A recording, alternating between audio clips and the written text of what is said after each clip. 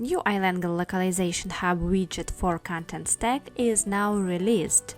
On the main page, you'll see all the translation orders that were made for the content entity and their current statuses.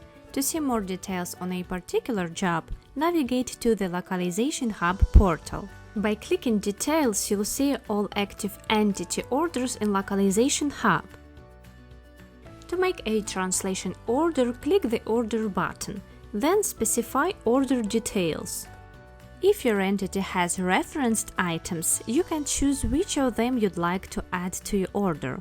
Also, you can send just referenced items.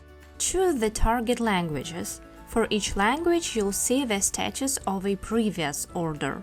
If the translation was never ordered for this language, you'll see the status Never started.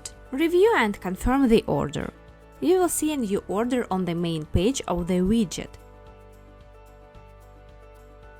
If you make any changes to a content entity that was previously ordered for translation, our system will indicate that the version sent for translation is now outdated.